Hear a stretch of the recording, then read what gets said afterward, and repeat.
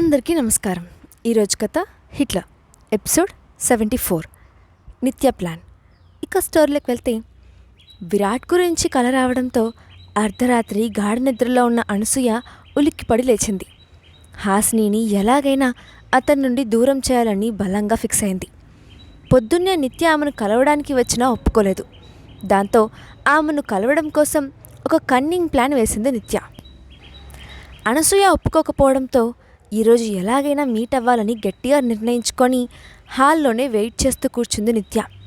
ఒక గంట గడిచిన తర్వాత అనసూయకు బ్రేక్ఫాస్ట్ తీసుకొని వెళ్తున్న మెయిడ్ను పిలిచి, నేను విరాట్ గురించి ఒక ముఖ్యమైన విషయం మాట్లాడాలని వచ్చాను. ఆమెకు కలవడం ఇష్టం లేక తిరిగి వెళ్ళిపోతున్నానని మేడంకి చెప్పు అని అక్కడి నుండి బయటకు కదిలింది నిత్య. మెయిన్ డోర్ వైపు వెళ్తూ, ఆ ముసల్ది ఇప్పుడు నన్ను కలవకుండా ఎలా ఉంటుందో నేను చూస్తాను అని మనసులోనే నవ్వుకుంది. గదిలోకి వెళ్ళిన సర్వెంట్ అనసూయకు టిఫిన్ ప్లేట్ ఇచ్చి నిత్య చెప్పిన విషయం అంతా వివరంగా చెప్పింది. ఆ మాటలు విన్న అనసూయ, ఈ నిత్య దేని గురించి చెప్పాలనుకుంటూ ఉంది అని ఒక్క క్షణం ఆలోచించి వెంటనే సెక్యూరిటీకి కాల్ చేసి ఆమెను లోపలికి పంపించమని ఆర్డర్ వేసింది. అప్పుడే గేట్ దాటి బయటకు వెళ్ళిపోయిన నిత్యాన్ని చూసి పరుగున అక్కడికి వచ్చాడు సెక్యూరిటీ గార్డ్. అనసూయ రమ్మని చెప్పిన విషయం ఆమెకు తెలియజేశాడు. ఆ మాటలు విన్న నిత్య తన పాచిక పారినందుకు హ్యాపీగా ఫీల్ అవుతూ స్టైల్గా లోపలికి నడుచుకొని నేరుగా ఆమె గదికి చేరుకుంది. ఎలా ఉన్నారా ఆంటీ? విరాట్లాగే నన్ను మీరు కూడా దూరం పెట్టేసేంత పెద్ద తప్పు నేనేం చేశాను? ఈ మధ్య మీరు బాగా గుర్తొస్తున్నారు.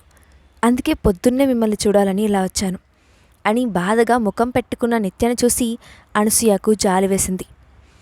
ఏమనుకోకు నిత్య, నా మనసు అస్సలు బాగోలేదు. ఎవరిని కలవాలని అనిపించక నిన్ను వెళ్ళిపోమ్మని చెప్పమన్నాను. ఇంతకీ ఏదో విషయం మాట్లాడాలని అన్నావంట కదా, ఏంటది అని ఆరా తీసింది. అది మరి ఆ విషయం చెప్పాక మీరు అస్సలు బాధపడకూడదు. ఆ కండిషన్కు ఓకే అంటేనే చెప్తాను అని మాట్లాడింది నిత్య. నువ్వు అలా అడుగుతూ ఉంటే నాకు భయంగా ఉంది. టెన్షన్ పట్టకుండా చెప్పు నిత్య అని సీరియస్గా అంటున్న అనసూయని చూసి మనసులో నవ్వుకొని, నాకు విరాట్ గురించి బ్యాడ్ డ్రీమ్ ఒకటి వచ్చిందాంటీ. ఎందుకో తనేదో బాధలో ఉన్నాడని నా మనసుకి బలంగా అనిపిస్తోంది. ఎంత తను నన్ను వద్దనుకున్నా తనని నేను పూర్తిగా మనసులో నింపేసుకున్నాను. తన గురించి దిగులుగా ఉందా ఆంటీ అని కళ్ళ నుండి జలజల కన్నీళ్లు రాల్చింది. ఆమె కళ్ళల్లో నీళ్లు చూసి కదిలిపోయి, నాకు కూడా అలాగే ఉంది నిత్య. ఎందుకో విరాట్ను చూడాలని బాగా అనిపిస్తోంది. కానీ అతనికి ఇక్కడికి వచ్చే సమయమే లేదు. కనీసం నీకైనా నన్ను చూడాలనిపించింది. అందుకు సంతోషం అని నిష్ఠూరంగా అంది అనసూయ. విరాట్ను మనం కూడా అర్థం చేసుకోకపోతే ఎలా ఆంటీ? తను రోజంతా బిజీగా ఉంటాడు. అంత పెద్ద బిజినెస్ హ్యాండిల్ చేయడం అంటే మాటలు కాదు కదా. ఖాళీ దొరికినప్పుడు ఖచ్చితంగా వస్తాడు. మీకు నేనున్నాను కదా. కావాలంటే కొన్ని రోజులు ఇక్కడే ఉండి మిమ్మల్ని దగ్గరుండి చూసుకుంటాను. మీకు ఎలాంటి అభ్యంతరం లేదు కదా అని అతి వినయం నటించింది నిత్య. అస్సలు లేదు, ఇంకా చాలా సంతోషంగా ఉంది. నీలాంటి బంగారు తల్లిని కాదని ఆ పద్ధతి మర్యాద ఏమాత్రం తెలియని హాస్నిని పెళ్లి చేసుకున్నాడు. ఏం సుఖపడ్డాడు? అంతా నా కర్మ కాకపోతే అని బాధగా అంది అనసూయ. ఏమైందా ఆంటీ? చూస్తూ ఉంటే మీరెందుకో చాలా డల్గా కనిపిస్తున్నారు. విరాట్ గురించి బెంగపడుతున్నారా అని డౌట్గా అడిగింది నిత్య. కన్న కొడుకు అలా ఉంటే బెంగ లేకుండా ఎలా ఉంటుంది నిత్య? వాడు నిన్ను చేసుకొని ఉంటే సంతోషంగా ఉండేవాడు. అంతా నా కర్మ అని కన్నీళ్లు పెట్టుకుంది అనసూయ. విరాట్కి ఇప్పుడు పెళ్ళైపోయింది ఆంటీ. తన గురించి అలాంటి ఆలోచనలు చేయడం చాలా తప్పు అని పైకి అంది నిత్య. ఇదంతా నా కారణంగానే జరిగింది నిత్య. నా వల్లే ఈరోజు విరాట్ ఇలాంటి పరిస్థితుల్లో ఉన్నాడు అని బాధగా అంటున్న అనసూయ మాటలకి అలర్ట్ అయింది నిత్య. ఆమె అలా మాట్లాడుతుందంటే ఏదో ఇంపార్టెంట్ మ్యాటర్ తెలుస్తుందని అనిపించి, అసలు ఏం జరిగిందా ఆంటీ? మీరెందుకు ఇంతగా బాధపడుతున్నారు?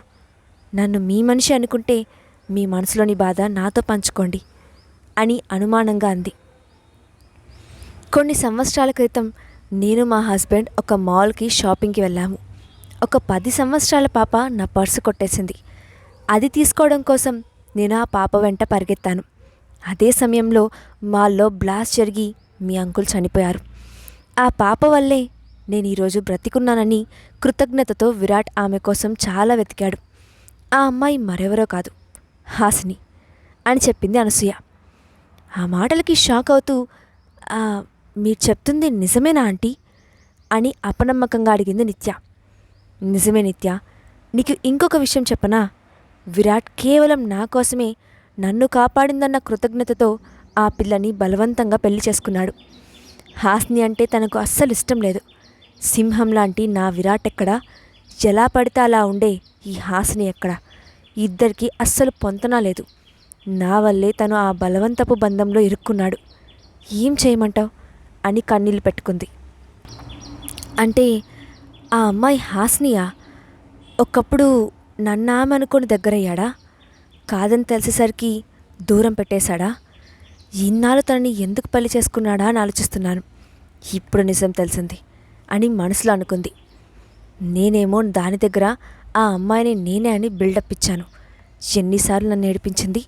ఇప్పుడు ఈ పాయింట్ని అడ్డం పెట్టుకొని దాని మనసులో లేనిపోని ఆలోచనలు పుట్టిస్తే సరిపోతుంది అని కుట్ర పండింది నిత్య.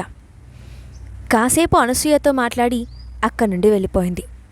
అనసూయ కూడా అవసరానికి మించి ఎక్కువ చెప్పేశానని అనిపించింది, కానీ విరాట్ సేఫ్టీ కోసం తప్పదని సర్ది చెప్పుకుంది. మరుసటి రోజు కంపెనీలో తన క్యాబిన్లో మొబైల్ స్క్రోల్ చేస్తున్న హాసిని చూసి, ఈరోజు ఏంటి మేడం విశేషం, మీరు సిస్టమ్ ఆన్ చేయలేదు అని అడిగింది కీర్తి. ఎలాంటి విశేషం లేదు.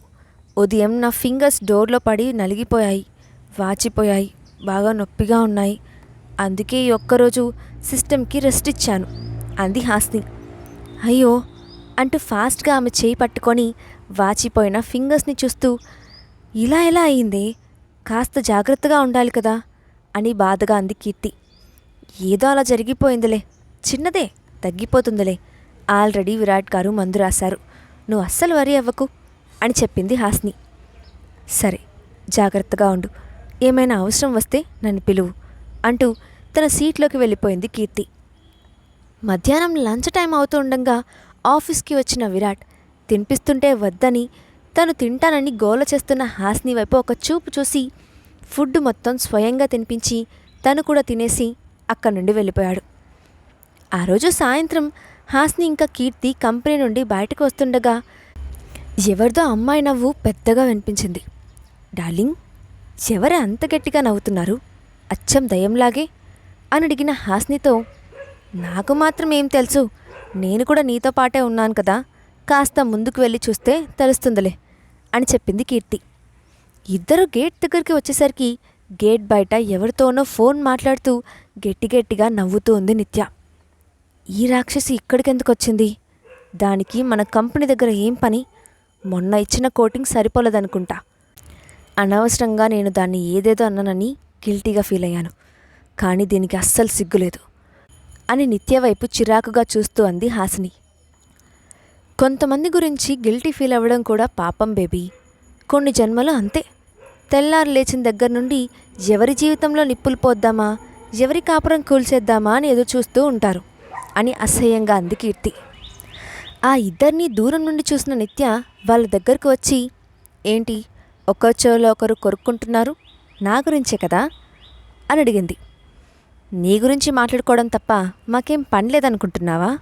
పక్కకు తప్పుకో, మేము బయటకు వెళ్ళాలి అని ఆమెను తప్పించుకొని పక్క నుండి రాబోయింది హాస్ని. ఓయ్, నేను నీతో మాట్లాడాలని ప్రత్యేకంగా వస్తే నువ్వేంటి తప్పించుకొని పారిపోతున్నావు? ఆగు, నాకు నీతో మాట్లాడే పని ఉంది అని ఆమె దగ్గరికి అడ్డంగా వెళ్ళింది నిత్య. ఏయ్, పక్కకి తప్పుకో, నాకు నీలాంటి అడ్డగాడిలతో మాట్లాడే ఇంట్రెస్ట్ అస్సలు లేదు, ఓకే? నేను నీలాగా ఖాళీగా ఉన్నాను అనుకుంటున్నావా అని అంటూనే ఆమెను పక్కకి నెట్టింది హాస్ని. నీకు ఎంత ధైర్యం ఉంటే నన్నే తోస్తావు?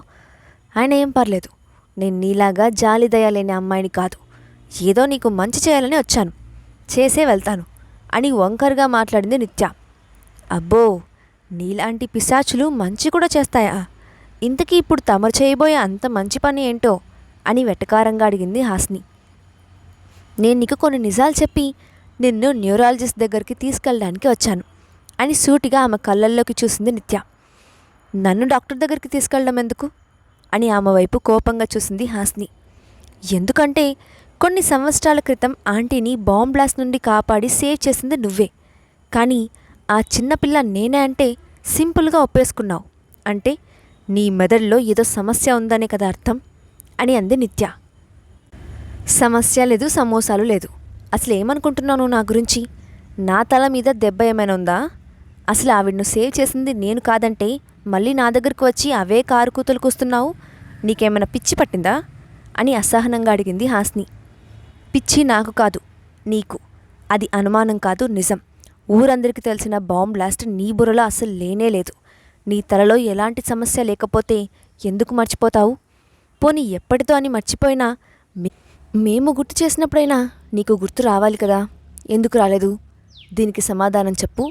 నువ్వు చెప్పింది నిజమని నేను ఒప్పుకుంటాను అని చెప్పింది నిత్య. ఇది చెప్తుందని కాదు, కానీ కీర్తి కూడా గుర్తున్న విషయం నాకెందుకు గుర్తులేదు? కానీ దీని ముందు నాకు నిజం ఒప్పుకోవాలని అస్సలేదు అనుకుంటూ నాలాంటి మరొక అమ్మాయి ఉందేమో, ఎవరికి తెలుసు అని డౌట్ క్రియేట్ చేసింది హాస్ని. మధ్యలో ఇంకొకరు ఎక్కడి నుండి వచ్చారు? నా ముఖం చూసి నువ్వు అనుకొని విరాట్ నన్ను ఇష్టపడ్డాడు. కానీ నేను నువ్వు కాదని తెలిసి ప్రాణంలో ప్రేమించిన నన్ను కాదని, కేవలం తన తల్లిని సేవ్ చేశావన్న కృతజ్ఞతతో నిన్నేదో ఉద్ధరించడానికి పెళ్లి చేసుకున్నాడు. ఇదే నీకు చెప్పాలనుకున్న నిజం అని హాస్ని వైపు హేళనగా చూసింది నిత్య. ఇంకొక్క నిమిషం ఇక్కడే ఉన్నావంటే మరొకసారి నీ బుర్రకు కన్నం పడుతుంది. మొన్నేమో అది నువ్వు అన్నావు, ఈరోజు వచ్చి నేనంటున్నావు. నీ కంటికి ఎలా కనిపిస్తున్నాను అని కోపంగా అడిగింది హాస్ని. ఆ రోజు నేను కావాలనే అబద్ధం చెప్పాను అని అంటున్న నిత్య వైపు ఉరిమి చూస్తూ, ఎక్కువ మాట్లాడితే నాలుగు కోస్తా. నీకు నచ్చినప్పుడు వచ్చి నోటికి వచ్చింది చెప్తే నేను నమ్మేస్తానని ఎలా అనుకుంటున్నావు? నువ్వు ఆగే కారు కూతలు నమ్మడానికి ఇక్కడ ఎవరూ సిద్ధంగా లేరు.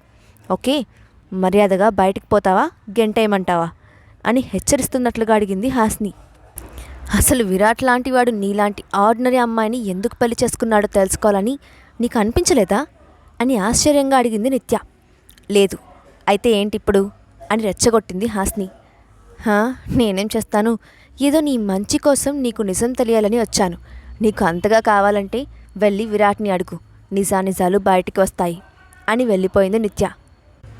అసలు ఇక్కడికి ఎందుకు వచ్చింది? అది చెప్పిన విషయాలు నిజమేనా అని వణుకుతున్న గొంతుతో అడిగిన హాస్ని వైపు జాలిగా చూస్తూ, అలాంటి వాళ్ళ మాటలు అస్సలు నమ్మకు. వాళ్ళ స్వార్థం కోసం ఎన్నైనా అబద్ధాలు చెప్తారు. అవన్నీ అస్సలు పట్టించుకోకు అని నచ్చజెప్పింది కీర్తి. నాకేం అర్థం కావట్లేదు డార్లింగ్.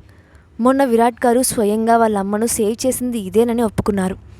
ఇప్పుడు ఈ రాక్షసి ఇలా అంటుంది. ఎవరిది నిజం? పోనీ అది అబద్ధం చెప్పిందనే అనుకుందామన్నా కూడా విరాట్ నన్ను ఎందుకు పెళ్లి చేసుకున్నట్లు? పోనీ లవ్ అట్ ఫస్ట్ సైట్ అంటే అది కూడా కాదు. మరి అసలు కారణం ఏంటి అని అంది హాస్ని. నువ్వు ఈ విషయం గురించి అనవసరంగా ఎక్కువ థింక్ చేస్తున్నావని అనిపిస్తోంది అంటున్న కీర్తి మాటలను మధ్యలోనే ఆపి, మొన్న కావ్య, ఈరోజు నిత్య, ఇద్దరు ఒకే విధంగా అడిగారు. అయినా నీకు అనుమానం రాలేదా అని అడిగింది. ఏదైనా ఉంటే విరాట్ గారు నీకు చెప్తారు కదా, ఎందుకు అంత ఎక్కువ థింక్ చేసి నీ బుర్ర బద్దలు కొట్టుకోవడం అని అసహనంగా అంది కీర్తి. ఈ విషయంలో నాకు చాలా అనుమానాలున్నాయి కీర్తి. ప్యాలెస్కి వెళ్ళగానే విరాట్ని అడిగి తెలుసుకోవాలి అనుకుంటూ, ఈ విషయాలన్నీ తర్వాత, అసలు నాకేమైనా సమస్య ఉందేమో, మా అమ్మ మరణం తప్ప మరే విషయం గుర్తుకులేదు. ఎలాగైనా ఇందులో నిజానిజాలు తెలుసుకోవాలి అనుకుంటూ కాస్త ముందుకు రోడ్డు మీదకు వచ్చిన హాస్ని వైపు సడన్గా దూసుకువచ్చింది ఒక కారు. ఆ సిచ్యువేషన్ చూసిన కీర్తి హాస్ని అని అరుస్తూ వేగంగా ముందుకు పరిగెత్తింది. కారు హాస్నిని గుద్దేస్తుందా? ఇప్పుడు హాస్ని పరిస్థితి ఏంటి? విరాట్ నుండి హాస్ని నిజం రాబడుతుందా? అసలు విషయం తెలిస్తే హాస్ని విరాట్ జీవితంలో ఉంటుందా? నెక్స్ట్ పార్ట్లో చూద్దాం. ఈ స్టోరీ అప్డేట్ ఎలా ఉందో కింద కామెంట్ బాక్స్లో మీ ఒపీనియన్ని షేర్ చేయండి. అలాగే ఇలాంటి మరిన్ని స్టోరీస్ కోసం మా ఛానల్ని తప్పకుండా సబ్స్క్రైబ్ చేసి పెట్టుకోండి. Thanks for watching.